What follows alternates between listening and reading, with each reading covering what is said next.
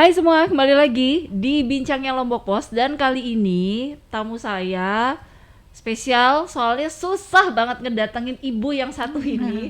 Kenapa? Aduh, soalnya tuh padahal isunya tuh lagi hot-hotnya dah ini pokoknya, terutama buat ibu-ibu yang ini banget ya, yang kayaknya lagi pusing banget tentang isu-isu obat-obatan. Nah, pasti udah tahu dong. Saat ini saya sudah bersama Ibu Kepala BB POM di Mataram. Halo Bu Ari. Halo, Sehat Bu? puji syukur sehat. Mbak Alhamdulillah. Eci gimana Alhamdulillah. sehat? Mau bilang sehat kok agak batuk, mau bilang yang penting bisa tetap aktivitas ya Bu ya. Iya. Ini Bu, beberapa waktu lalu kan masyarakat kita sempat dihebohkan ketika ada WHO mengumumkan kalau ada beberapa jenis obat terutama yang untuk anak ya, untuk anak itu terkontaminasi DG dan EG. Nah, kalau di Indonesia itu seperti apa dan apa memang DEG. Oh DG, EG, DEG, oke. Iya, Nah, DEG. lantas itu seperti apa sih sebetulnya kondisinya Bu? Apa memang semenakutkan itu atau seperti apa? Ya. Terima kasih Mbak Eci, pemirsa di rumah ya, pendengar Iya. ya, mendengar nih, dan pemirsa juga nih Iya, nanti betul, ya. betul. Terima kasih atas kesempatannya untuk bisa berbagi, menginformasi masyarakat ya, biar tidak cemas. Iya. Yang tadi disampaikan ibu-ibu Iya, memang iya. cemas, tapi ya kami maklumi kenapa cemas ya, karena anak-anak kan yang isunya acute kidney injury. Jadi gagal ginjal Iya. karena disinyalir disebabkan oleh obat ya. Walaupun sampai sekarang ini masih menjadi penelitian. Oke. Jadi mungkin juga obat sebagai penyebab atau mungkin juga berbarengan dengan faktor-faktor Faktor lainnya. lain, Jadi iya. bukan satu-satunya sebagai ini ya, sedang di penelitian. Dan ini juga kita tunggu. Nah, kondisinya seperti apa sih?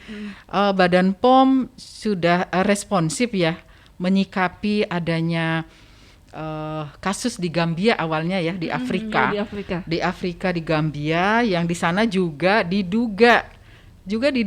Di sana juga belum diputuskan kalau itu penyebabnya sirup. Jadi diduga menjadi penyebabnya adalah sirup, ya, sirup untuk anak-anak, karena kan yang kasus yang meningkat itu, yang meninggal itu kan anak balita ya.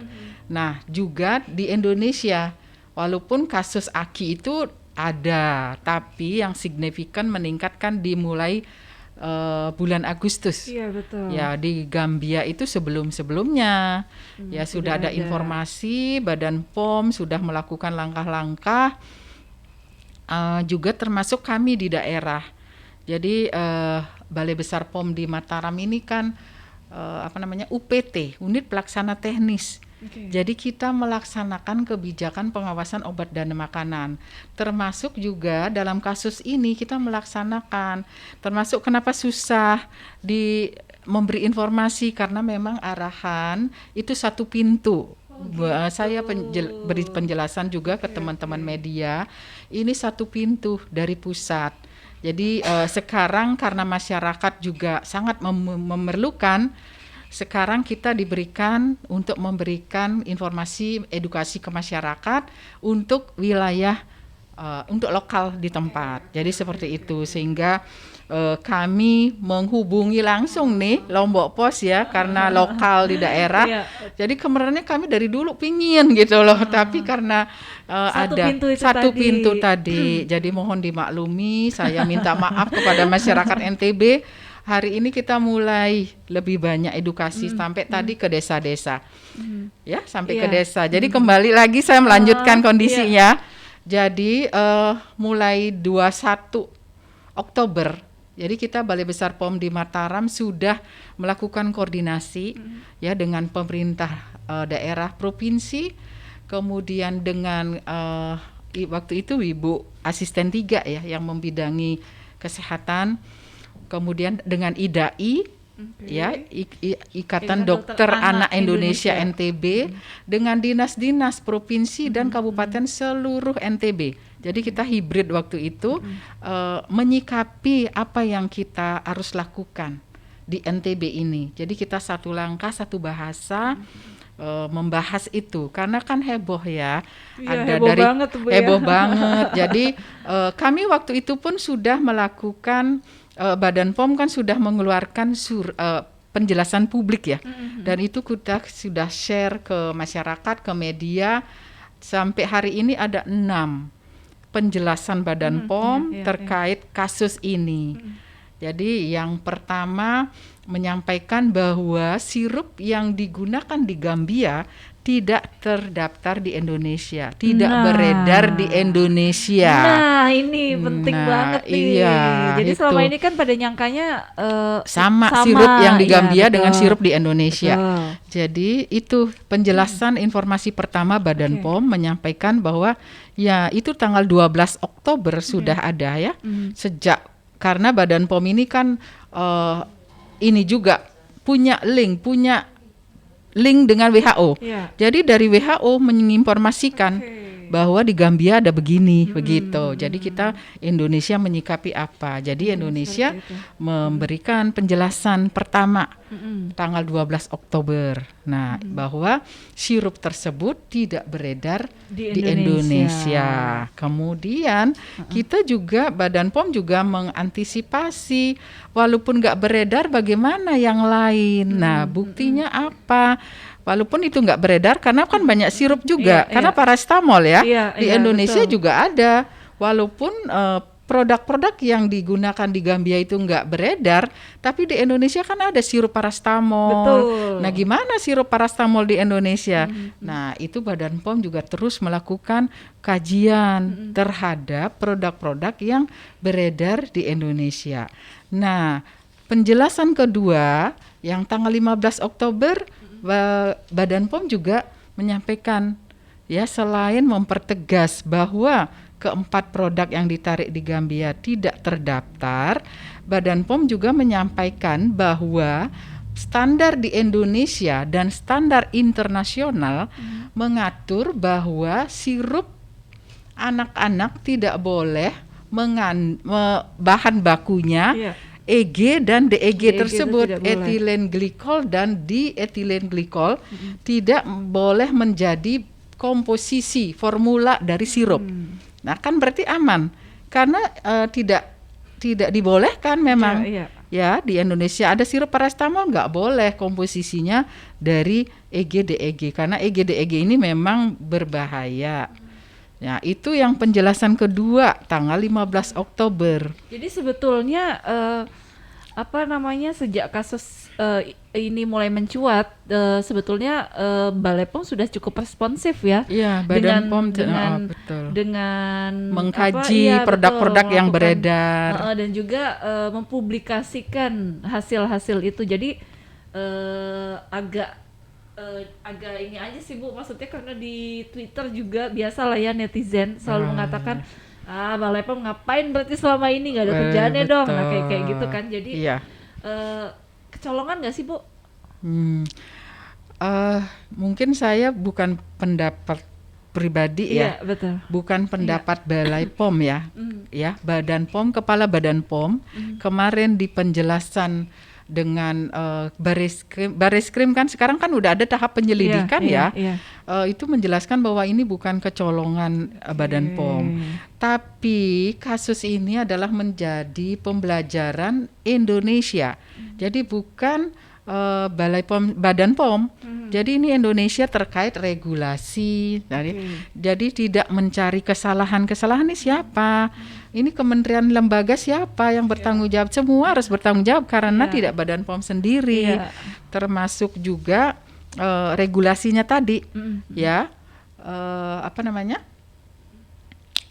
Kepala badan menyampaikan ini nggak kecolongan dan bahkan ini kan isu yang baru, isu yang baru yang terjadi di beberapa negara ya Gambia, Indonesia dan di tempat lain juga ada.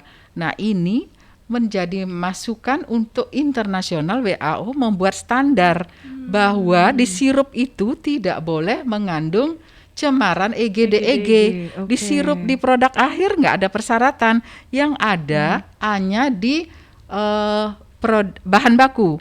Bahan baku nggak boleh mengandung nggak boleh EG DEG.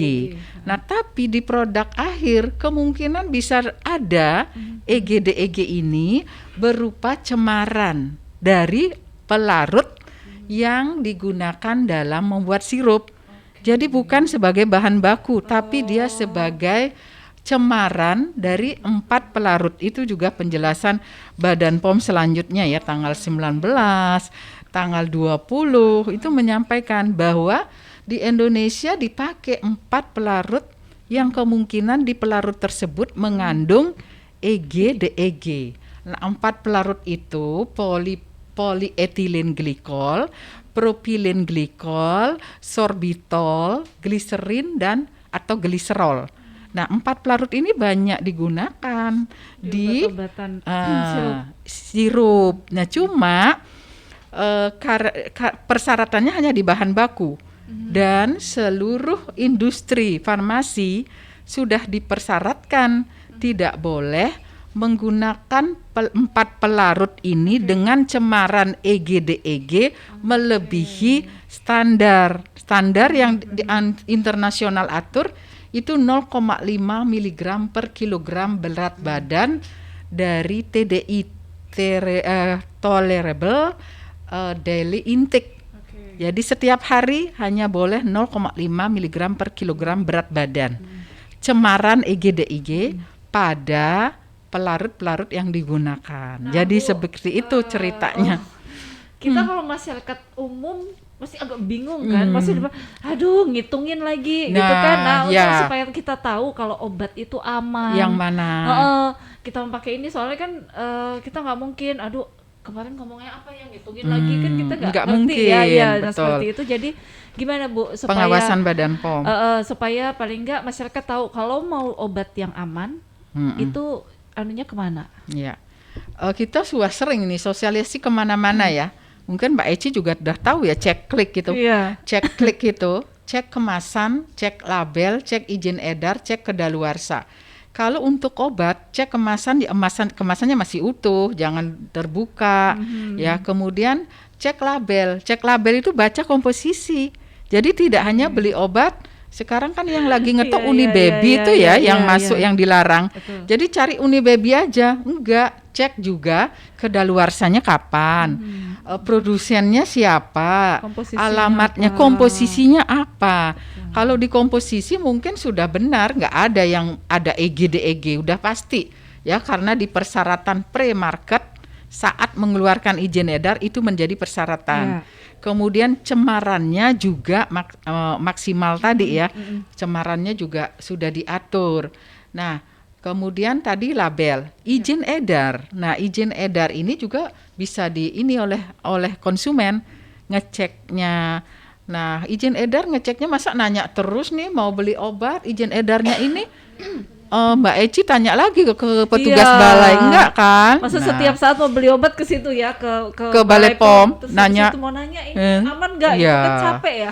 Nah, ini Badan POM pun juga sudah menyiapkan ini aplikasi Mbak Eci. Nah, ini yang penting. Nah, yang apa penting. nih Bu aplikasinya? Aplikasinya namanya BPOM Mobile. BPOM Mobile. Okay. Jadi kita tinggal download aplikasinya di aplikasi store-nya Play Store ya, BPOM Mobile. Tadi, nah di situ ada fitur-fitur, ada barcode, scan barcode. Jadi masyarakatnya sendiri bisa ngecek dari scan barcode ya. Setelah diunduh, nanti scan barcode, nanti ada misalnya tidak hanya obat, makanan juga bisa, obat tradisional bisa, kosmetik bisa.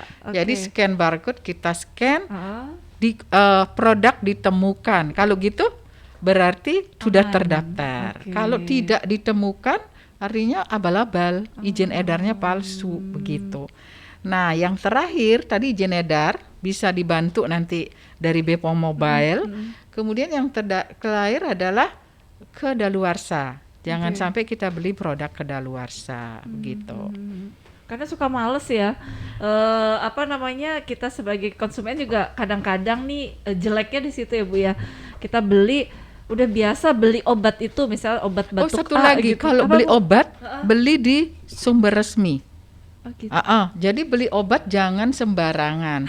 Kalau beli obat bebas, Iya, obat iya, itu iya, kan iya, ada iya, betul, Bu. ada dotnya ya. Iya. Ada dot hijau itu artinya obat bebas. Oke. Kemudian ada yang biru, dot biru itu artinya bebas terbatas. Mhm. Jadi bebas tapi ada batasannya, Iya, ada iya. peringatan di Oke. situ. Kemudian ada K hitam. K-nya merah ya, lingkaran merah tapi huruf K-nya hitam. Nah, itu obat keras. Itu tidak boleh diperjualbelikan bebas. Oke. Jadi jangan membeli obat keras, itu harus dengan resep dokter, harus. Jangan beli di toko obat, jangan beli di warung. Nah, itu dia. Itu salah. Kemudian kayak iya, gitu. aduh, masih sering kayak gitu. Jadi kalau beli di misalnya, sumber resmi lah, beli di Apotek ya, Bu, ya. toko obat untuk obat bebas. Iya, nah itu gitu. dia semuanya jadi hal-hal yang kayaknya kita anggap sepele sih sebetulnya, cuman tempat beli obatnya doang kadang begitu, padahal ternyata mungkin di tempat jualan itu dia nggak ngecek kadaluarsanya itu kapan. Karena nggak laku-laku kan, pokoknya ada gitu, obat ini ada gitu kan, Iya. padahal ternyata kan nggak seperti Iya, itu. sesuai sistem pengawasan obat dan makanan ya, ada 3 lapis. 3 lapis. Pertama itu pelaku usaha, distributor ya, apotek itu termasuk pelaku usaha. Itu yang produsen itu pelaku usaha. Dia yang bertanggung jawab terhadap produk yang diproduksi, terhadap produk yang dijual. Cek kedaluarsa juga dia tanggung jawabnya. Kemudian pemerintah ini Balai POM, kemudian ada Dinkes ya. Kemudian konsumen, masyarakat, ini lapisan terakhir itu. Lapisan terakhir itu masyarakat. Jadi kalaupun si pelaku usaha menjual obat kadaluarsa, yang menentukan ini mau dibeli apa enggak kan konsumen terakhir. Iya. Nah, ini yang terus perlu kita edukasi, jangan beli produk kadaluarsa. Kalau enggak ada yang beli, pasti jangan membeli kosmetik yang mengandung bahan berbahaya. Iya. Kalau nggak ada yang mau beli kan nggak akan yang ada yang jual gitu loh. Masalahnya demand-nya kita turunkan, supply juga diturunkan dengan pengawasan oleh pemerintah. Iya, betul. Jadi begitu. Nah, balik lagi nih Bu ke Balik lagi ke Iya, sini ke ya, situ biar ya. nggak Iya, masyarakat betul. biar ini apa yang perlu di ini. Betul. Jadi kalau untuk di Indonesia sendiri Bu, obat-obatan itu ada yang sudah istilahnya sudah mulai ditarik oleh Badan POM atau di Indonesia masih aman-aman aja supaya menghindari kepanikan sih Bu. Iya. Ini juga yang tadi kita juga sudah berkoordinasi dengan IDAI ya, karena ada juga kan yang dari Kementerian Kesehatan, edaran dari Badan POM ya, penjelasan. Kalau dari Badan POM di penjelasan yang ke-4 itu sudah ada. Karena Badan POM ini kan harus uji laboratorium, ya, uji laboratorium kembali memonitor obat-obat yang beredar di Indonesia. Nah, dari uji laboratorium yang dilakukan ada 5 produk yang dilarang diperjualkan, yang di-recall. Ya, ada itu Unibaby Cup, Unibaby Cup sirup, Unibaby Cup drop, Unibaby satu lagi Unibaby demam. Nah, jadi ada 3 Unibaby, ada Thermorex, ada Flurin. Nah, itu jadi sekarang ini obat itu udah nggak boleh diperjualbelikan. Dan Balai POM seluruh Indonesia mau monitoring. Yang menarik itu kan si industri. Yang menarik si industri, kemudian kita monitoring apakah memang sudah ditarik. Yang jelas masyarakat jangan menggunakan produk itu lagi. Iya. Nanti juga kita ini gambarnya seperti apa, mungkin juga kita sudah ada gambar-gambar juga ya, agar masyarakat menghentikan dulu. Apabila masyarakat masih menyimpan di rumah, ini mungkin yang di desa, di kampung ya, kalau masih kan nggak mungkin pengawas merecall sampai ke sana. Mungkin distributor merecall sampai sana. Yang ada di rumah-rumah masih tersimpan, tolong dimusnahkan, jangan digunakan lagi untuk yang Obat-obatan tadi obat-obat ya. tersebut Heeh, 4 heeh, ya. heeh. Kalau Heeh, yang nomor heeh. 1 Thermorex sih sudah, karena belum beredar. Heeh. Itu sudah nggak akan ada di peredaran. Oke, oke. Jadi ada 4 Flurin, Unicap, Baby. Unibaby Cup, Unibaby demam sirup, Unibaby demam drop. Jadi itu ada 4. Kalau kita pengen lihat Bu, di mana? Kalau misalnya ada, aduh obatnya apa aja ya, kayak gitu. Selain lewat aplikasi tadi, Ya. apa ada tempat pengaduan atau seperti apa? Nah, kami juga membuka kan di website kan pasti ya, Iya. www.pom.go.id. Di situ ada penjelasan publik Badan POM, termasuk yang obat mana yang aman. Iya. Kan ada 198 ya, 198 sirup yang aman. Jadi sekarang tidak semua sirup dilarang, yang dilarang baru 4 tadi. 4 yang Ya, tadi. 4 tadi ya. Kemudian kita punya call center 1.500.533. Jadi kalau ada permasalahan bisa telepon di 1.500.533. Itu pusat kami di Jakarta. Nah, tapi untuk Balai Besar POM Mataram kita juga punya WhatsApp ya. Sekarang kan WhatsApp nomornya 087 87 1.500.533. Jadi Itu untuk ini bisa pengaduan, Bu, ya? pengaduan, Pengaduan, mau oke. bertanya, mau mengadukan boleh kan, Boleh apalagi semua ya, WhatsApp oke. kan bisa foto Iya, ya. betul.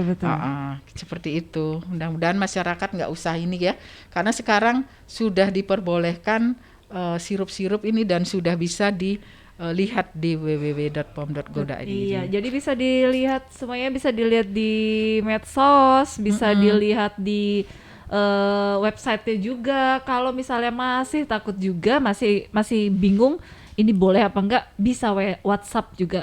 Nah, Bisa di Bepom Mobile juga iya, ya betul, tadi. Bepom ya. Mobile tadi tinggal di itu aja, di scan barcode-nya, Ya. terus kalau nggak ada ya udah buang aja, walaupun di diskon. fitur pengaduan ada juga Mbak. Oh gitu Bertanya. ya, ada, Iya, di Bepom Mobile iya. ada 7 fitur. Kadang-kadang kita suka kegoda diskon nih ibu-ibu, Ya, biasanya. jangan. Diskon lumayan nih, biasanya mahal gitu. Nah, hati-hati ya. Ternyata produk Iya, expired. betul. Nah, Ya. itu dia. Mungkin satu lagi Bu, himbauan Balai POM untuk masyarakat kita supaya tidak terlalu panik yang berlebihan. Ya, oke. Seperti apa? Jadi kalau sekarang ini kan kita sudah dengan Dinas Kesehatan, dengan IDAI ya. Kalau anak-anak kemarin juga sudah ada di TVRI ya, penjelasan dari IDAI bagaimana menyikapi itu, mungkin jadi tidak usah panik ya. Belilah obat di apotek terdekat ataupun toko obat dan minta penjelasan ya. Minta penjelasan langsung di sana yang mana aman. Karena Badan POM sudah dan Kementerian Kesehatan pun sudah mengeluarkan sirup-sirup yang sementara sekarang ini sudah aman, sudah hasil pengujian laboratorium, dan yang direkol sudah ditarik dari peredaran. Jadi tidak usah cemas, tidak ada panik. Jadi jangan terus anaknya, babynya panas nggak diobati, nggak diapa-apain. Ya mungkin juga bisa menggunakan obat tradisional dulu, yang turun-temurun kita ini kan. Iya. Tapi sekarang obat sudah ada di oleh pemerintah, diberikan, dijamin keamanannya. Sebanyak 198. Nanti mungkin dari Lombok Pos juga bisa menginikan ya listnya itu. Tapi kan mungkin masyarakat juga tidak akan mencari list sebanyak itu. Silahkan di sarana pelayanan kesehatan terdekat. Puskesmas kan sudah akan memberikan obat-obat yang aman pasti sekarang begitu.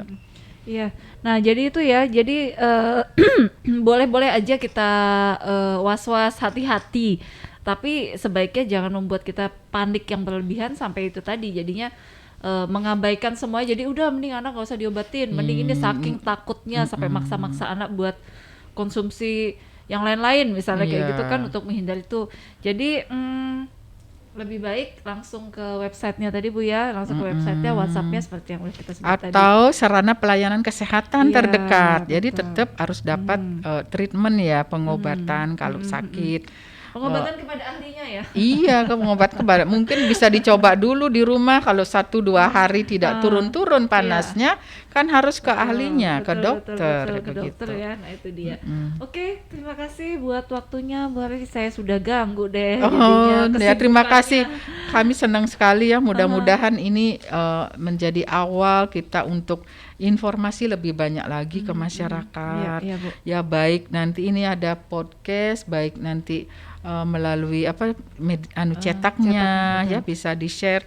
Bisa juga di-share mungkin jenis-jenis sirupnya yang aman Ya, itu yang ya. aman ya. Betul, Sehingga betul, Bu. masyarakat tenang. Nggak panik lagi. Oke deh kalau gitu, itu tadi obrolan singkat kita, tapi yang pasti mudah-mudahan ini menyudahi kepanikan-kepanikan yang ada di Iya, masyarakat kita. dan kita berdoa jangan ada kasus baru di NTB Iya, ya. amin. Mudah-mudahan nol terus ya Amin, NTB, amin, tidak ada amin. kasus aki. Betul, Ya. mudah-mudahan anak-anak di NTB NTB sehat semua. sehat semua. Betul, semuanya Betul. sehat, nggak cuma anak-anaknya, semuanya dan Semuanya masyarakatnya sehat ya. Iya. Oke, kalau gitu sampai ketemu di podcast selanjutnya. Dadah. Tadi kan disampaikan ya Badan POM telah di informasi keempat penjelasan publik Badan POM disampaikan ada 5 produk yang di-recall ya karena memang ditemukan hasil laboratorium Badan POM melebihi ambang batas dari cemaran EG, DEG-nya melebihi ambang batas yaitu ada Thermorex, tapi itu Thermorex-nya batch recall, kemudian ada fluorine, ada Unibaby cup syrup, Unibaby demam syrup, Unibaby demam drop. Jadi dari kita monitoring, jadi seluruh NTB kami sudah melakukan monitoring terhadap 7 sarana distributor dan 80 sarana pelayanan. Sarana pelayanan ini apotek, kemudian klinik, puskesmas, toko obat. Jadi seluruh NTB ada 80 sarana.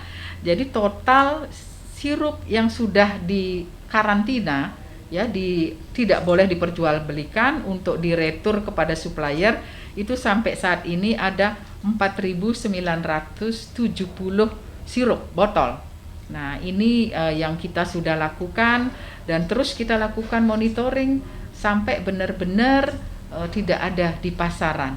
Dan kami harapkan juga ibu-ibu kalau ada yang menyimpan masih produk-produk ini di rumah untuk segera memusnahkan, tidak digunakan kembali. Ya ini karena produknya ini sudah tidak memenuhi persyaratan kesehatan.